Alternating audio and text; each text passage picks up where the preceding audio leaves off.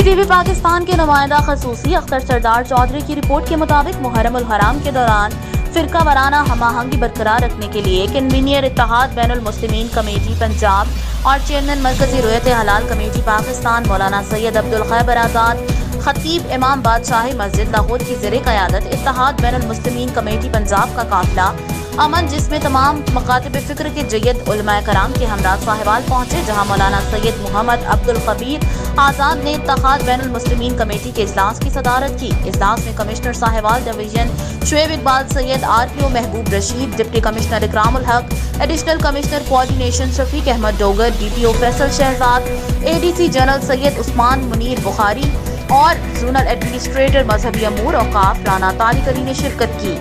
मौलाना सैयद मोहम्मद अब्दुल खैबर आज़ाद ने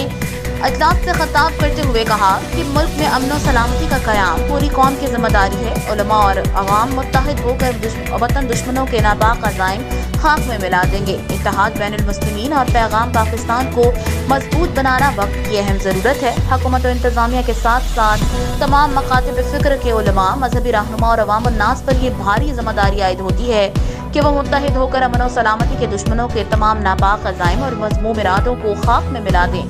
मुहर्रम उल हराम में अमन को यकीनी बनाने के लिए उलमा और मशाइख अपना भरपूर किरदार अदा करें। मुल्क में अमन के लिए पाक फौज का किरदार नुमाया है, जिसे हम खराज तहसीन पेश करते हैं। उन्होंने मजीद कहा कि मुहर्रम उल हराम के दौरान सब पर यह फ़र्ज आयद होता है कि हम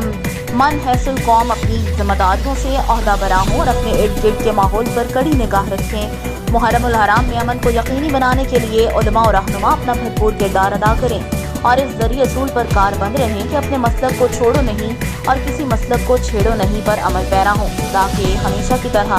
अब भी किसी किस्म का कोई नाखुशगवार वाक़या पेश न आए।